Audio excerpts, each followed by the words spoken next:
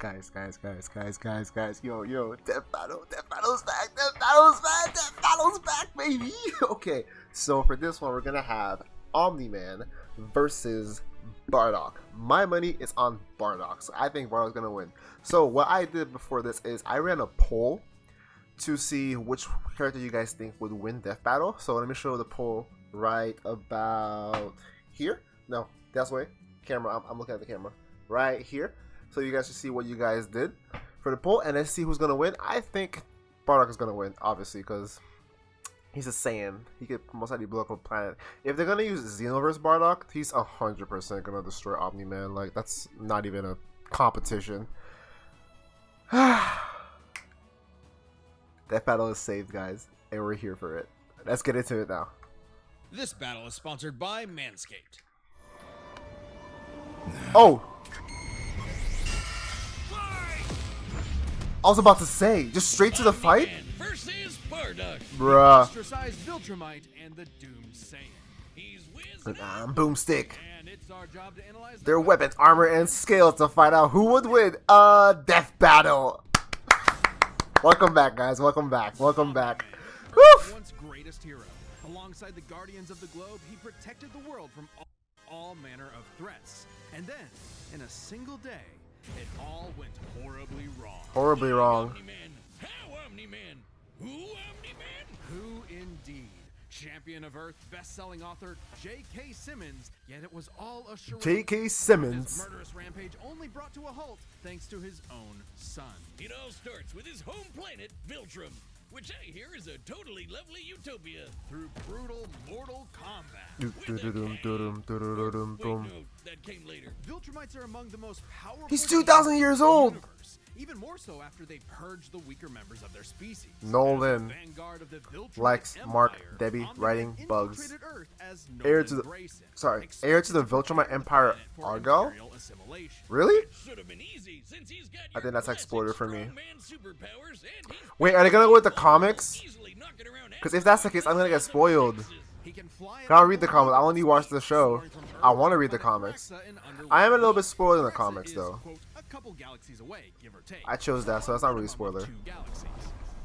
But the show is still gonna be a bit different to the comics, which is still fine. Triangulum galaxy, Really? which is over 2.7 million light years away. Reaching it in under 1 week means Omni-Man must have flown over 142 million times faster than light. Holy crap. And Viltrumites can't breathe in space, so he held his breath the whole way. And it's not like he was in a rush. He was on a soul-searching trip, contemplating the significance of smashing his own son's face in. Think, Nolan, think. Yeah, this is why I'm never... Accelerated healing, flight, heat and cold resistance. Okay, I missed it. A bunch of other Viltrumites who actually were in a hurry flew to Viltrum across the Virgo supercluster in less than 24 hours. That's over 20 billion times faster than light. You don't really need to rush anyway. The older a Viltrumite gets, the slower they age. According to the Invincible handbook, Nolan is over 2,000 years old. That's And regardless of crazy. age, Viltrumites don't suffer muscle fatigue like humans do, so they rarely ever tire out. Seriously? He's got parenting easy mode. Dude, these guys are made to fight. I would have killed for that back when my daughter was born. Well, you would have to be a Viltrumite first. A Viltrumite's body contains smart atoms, which they subconsciously manipulate. This cellular structure can effectively recall certain states of being regardless of their present environment, reacting to changes at an atomic level to perform the impossible. Yeah, like surviving your intestines getting ripped out, or even more scary. Yeah. Ripping out your whole beard all at once. Damn. Oh no, no. Pull off something that disturbing. 100%. Nolan is incredibly tough, but if he faces superior forces, his smart atoms can adjust to make him even stronger by comparison. This is why Viltrumites are considered invincible. Most weapons in the universe can't even scratch a Viltrumite like him. Even a ship's cannon like this one can't take down a Viltrumite, and it obliterated a massive solar disk nearly half the size of a star. Speaking of planets, he's strong enough to shatter one by flying straight through it. A planet so big it has a whole ring around it. The Roche limit factor dictates the size a celestial body must be in order to disperse orbiting material as a ring. In short, an Earth-sized planet can't support such a ring.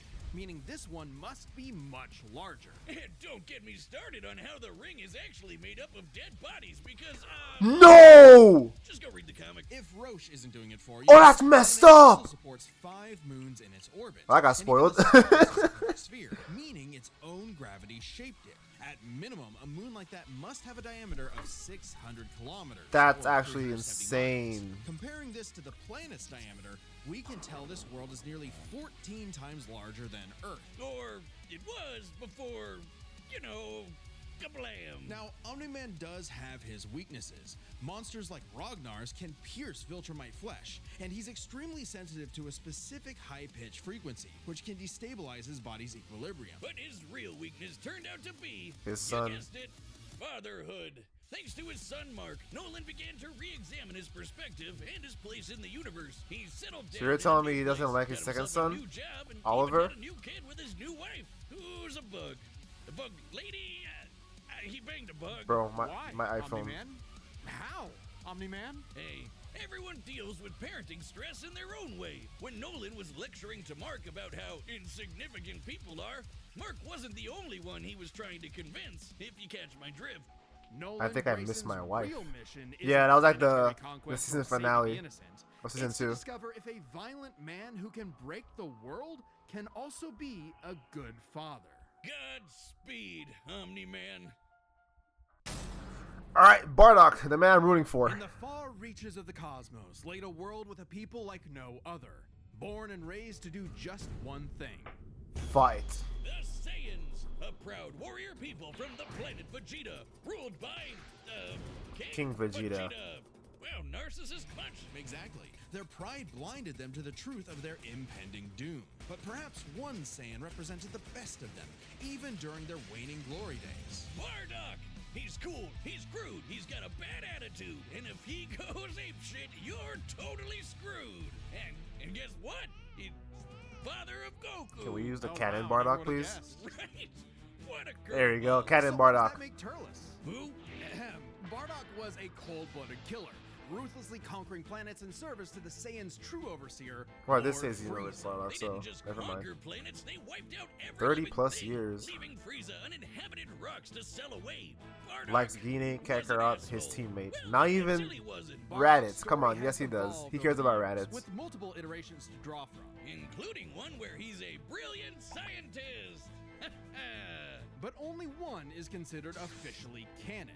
Bardock's demeanor began to shift when he met and eventually married fellow warrior Guinea, and had 2 sons, Raditz and Kakarot. No, Bardock didn't go totally soft. He was still a ruthless warrior. You know that iconic red headband of his? It's stained with the blood of his fallen friends. Hardcore. Bardock could fly, move faster than light, and was naturally adept in using his ki as an explosive weapon. AKA shooting lasers from his hands. True to his brutal screw-you nature, Bardock's moves are all about overwhelming power. His final spirit cannon is like a ki-powered bazooka. His rebellion hammer punch ignites enemies on contact, and his rebellion spear basically turns him into a supercharged battering ram. The guy has no chill. He will run you over. Damn.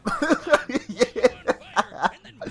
Yeah, that's what I don't get with people. DBS Bardock, he's still ruthless. This Marriage man. didn't change that. No, Bardock not really. cared for Guinea, in fact being one of few Saiyans of his time to actually have a romantic partner. Yeah. He was still no family man. Like most Saiyans, he saw his sons as nothing more than future soldiers. Bardock was a He did. low-class warrior, so it was unlikely his kids would grow up to be anything more than battlefield fodder. But they would still possess the Saiyans' power. Great a transformation that was the key to their planetary devastation. Big monkey! Under the light of a full moon, a Saiyan with a tail manifests the Dum, dum, Uzaru. dum, This dum, great boom, ape form boom, increases boom, boom. Bardock's power tenfold, turning him I like into the an song they put. unstoppable kaiju. Quick, someone call Yajirobe! While some Saiyans can maintain control over this berserker form, low-class warriors like Bardock don't receive the same level of training as those of higher birth. Prince Vegeta's control is so precise he can speak while changed, but Bardock cannot. Hell, it's questionable if he even remembers everything that happens when he goes full tilt gorilla. The Saiyan strategy is pretty much just Takashi 3. monkey see, monkey smash. Despite being low-class, Bardock's power level nearly matched that of King Vegeta, who could destroy multiple planets at once. At about this time, King Vegeta's power level was around 10,000. Yeah, we know power levels are kinda janky. Nobody can agree on what the number really means. Outside of his fight with Gas, Bardock doesn't really show any high-end feats in canon, but we can use power levels to compare him to other characters with similar levels to better understand his potential. Also, we're only still with Canon Bardock. No Xeno Bardock. What's the scouter say about his power level? Over It's 9,000. 8,000. Yeah, the dub changed it to fit Vegeta's lip flaps, but we only cover the cold hard truth, damn it. According to this movie pamphlet, Goku's power level between his fight with Vegeta and his trip to Namek was 10,000. This lines up with that previous reading and puts him on par with Bardock. Goku's training during the trip eventually raised him to 90,000 upon arrival, but this gives us a clear window. Yeah, early in the trip, he had to dodge a bunch of incoming asteroids. That's and not- blast his that's- ship no. away from a star, Guys, that's not which canon. is Come on, impressive come on. Considering the speed involved. The planet Namek is outside Earth's quadrant of the universe, and it took his ship 6 days to make the journey. Traveling a quarter of the universe's diameter would put the ship over 9.5 trillion times the speed of light. And Goku would have had to keep up with that kind of speed to do all that other stuff. Makes sense, given far weaker characters could reach Guys, the you moon in just a said fraction canon. of a That's second. not Should canon. be trivial enough for Bardock. All this speed and power meant when Bardock and his team assaulted the planet Cereal, they went, cheerio! Bardock ravaged the planet, annihilating its people, until he found 2 survivors, a mother and her child. Some may call it weakness, others a moment of clarity, but Bardock was suddenly reminded of his wife and recently born son. He chose to spare the 2, and even pushed himself far past his limits to protect them from his own Frieza Force allies, who taunted that Frieza had dire plans for the Saiyans' future. Yeah, that's This how Bardock moment found out changed about Bardock, making him more that appreciative Frieza of his was gonna get family the destroy and planet cautious of Vegeta. Frieza. When all the Saiyans were called back to planet Vegeta for mysterious reasons, he had a hunch something was up. So, before his final stand, smashing through hundreds of soldiers before coming face to face with the tyrant, he sent his youngest kid away for protection. A choice that allowed his son to thrive. And hey, that's what good parents do. A choice that would have a greater significance than Bardock could ever imagine. And then Dildo Dickhead blew them all up and he died. Or did he? Bardock got killed so freaking hard he got blasted back in time. Actually, That's he was not- pulled away by these 2 who miscalculated and misplaced him incorrectly in the time stream. Blah blah blah, non-canon, whatever. He survived. And when he realized what happened, he got so unbelievably pissed off, he went Super Saiyan. What? Alright, this is very much an alternate universe what-if scenario, Yeah. and it is jarring. But think about it. The Super Saiyan form is not achieved through training alone. It requires dedication, introspection, victory, failure, love, and loss. Frieza destroyed the Saiyans because anger. he feared the possibility of the Super Saiyan, a Saiyan with power that could rival his own. But perhaps Bardock's transformation was more than simply a what-if. He had begun to take the very steps his son later would to achieve the form. Perhaps if Frieza had hesitated, even for a moment, his fear would have manifested before him right then and there. Damn, pour one out for Bardock, who figured out how to be the truest Saiyan right at the end of it all. I know Kakarot would be proud. Boom. Alright, the combatants Alright, so they are set. using The Super day Saiyan for all Bardock. possibilities. Omni-Man screwed. It's time for a death battle! Oh my gosh, Omni-Man dancing. I can't. Alright, let's go! Boom.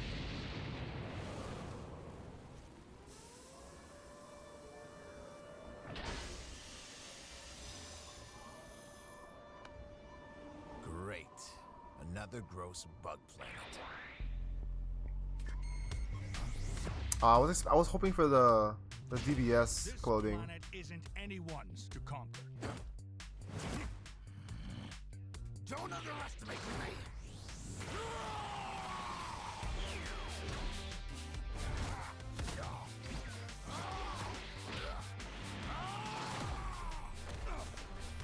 Just like my son, sticking his nose in places he's not ready for.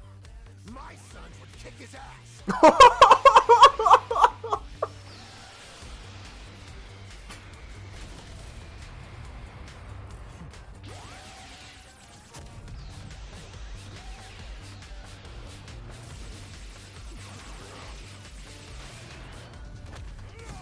Oh no, the Saiyan pod.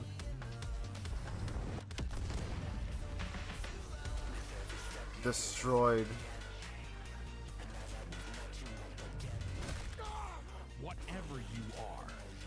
The moon! Embarrassment.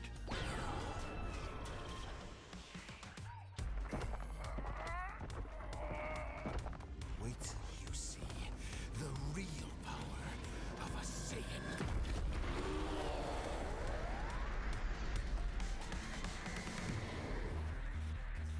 Am I supposed to be impressed?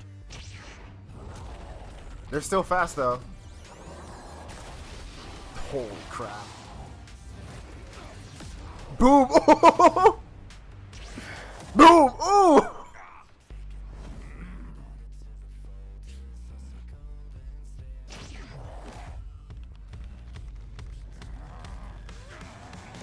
Is there a nano? Yeah, I was about to say.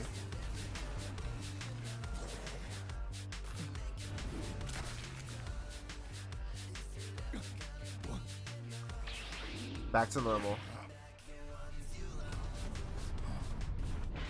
Shit.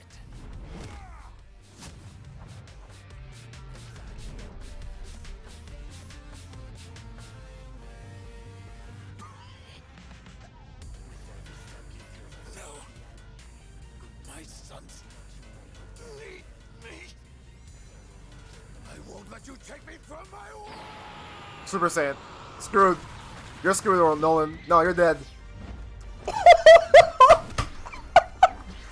Yo, the golden hair, bro. That's beautiful.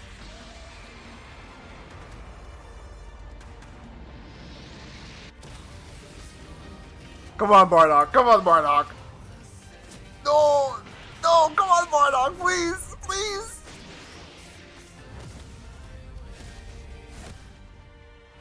Your time is up!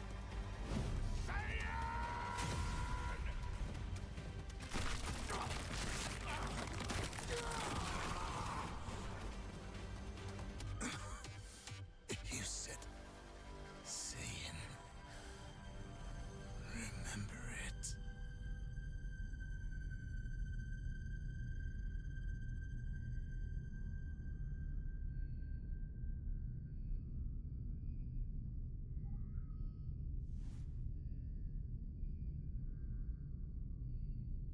Fuck. KO! Okay, these Gokus have got to stop picking fights with guys in capes. Pitting Saiyan against Viltrumite is fascinating. Among the many similarities, 5 specific categories stand out. Starting with speed. Bardock is much faster, given his power level matched Goku dodging asteroids at 9.5 trillion times light speed. Much higher. Oh, than you're the all Goku wrong. Add on the 50 times multiplier from Super Saiyan, and it's a huge difference. Right, Bardock clearly has the speed advantage, but strength and durability are another story. Though it doesn't seem like it at first, Bardock scales to King Veggie, who wrecked 3 planets at once, and Omni-Man only smashed 1. But given how big that one planet was, the numbers are actually pretty similar, until we factor in the Super Saiyan boost, right? Well, there's a catch.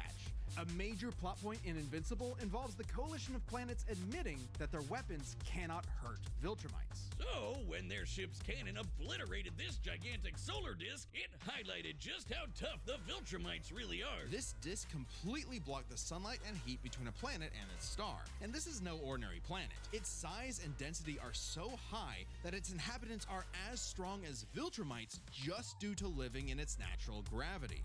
To fully block the light to such a planet and remain in consistent that's the Bardock orbit, theme song. The disk would need to be positioned at its L1 point, the spot that creates an uninterrupted view between sun and satellite. And the Okay. disk itself must be about half the diameter of the star in question. Okay. This means the scaling of the disk puts it at 3 septillion tons. Damn. That's 24 zeros. Which makes Omni-Man Damn. over 11,000 times stronger Holy than base crap. Bardock. Not even the Great Ape or Super Saiyan forms could make up that difference. So strength goes to Nolan. Still, numbers aren't everything. As far as versatility in combat goes, neither had one distinct advantage that could win outright. Omni-Man survives in space for much longer, but Bardock barely squeaks out the edge here thanks to his ranged versatility with key attacks and, of course, Super Saiyan. Okay, let's address the Super Saiyan Bardock thing. It's perfectly fair to question whether or not the form should be in this comparison at all. However, even with the form included, Nolan still takes this, especially when it comes to our last two categories, experience and stamina.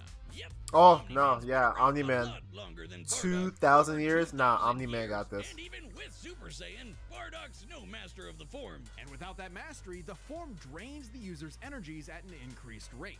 Which brings us to what may be Omni-Man's most surprising advantage. Those weird smart atoms. I was just Saiyans saying like that. Bardock can fight for days on end, but only for so long. Bardock possesses a limited pool of ki, which only depletes faster when using super forms. Okay, like I'm gonna the need the In OST, contrast, because that Omni-Man's OST is biology fire. prevents him from tiring in most cases, letting him travel across whole galaxies for weeks non-stop. And his smart atoms adjust to counter whatever physical strain he's subjected to. Bardock's crazy speed and power made him a real challenge. But Nolan's strength, experience, and sheer endurance presented an unstoppable and unshakable force that would inevitably land the killing blow. When push came to shove, Omni-Man raised the bar. Duck. The winner is Omni-Man. Damn. Next time on Death Battle.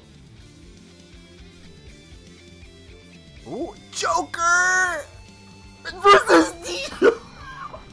Not Dio, but Subscribe and join as a member to see more Death Battle. Joker versus Giorno.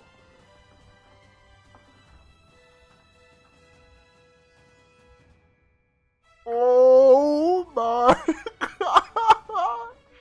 If you guys don't know, I recently finished Persona 5 Royale. I platinumed it actually, and I fell in love with that series. And JoJo Part 5 is my favorite part. Giorno is so cool, bro. But damn, bro, I was really hoping Bardock would win. But it makes sense. Omni-Man has way more experience than Bardock, and he has way more... Oh well. Alright, so that was it. If you guys made it this far, thank you guys so much for watching. Subscribe down below for the next reaction of Joker versus Giorno. I will make you a poll for the next video to see if our predictions were right, who's going to win next fight. Until then, I'll see you guys next time. Take care. Love you. Bye.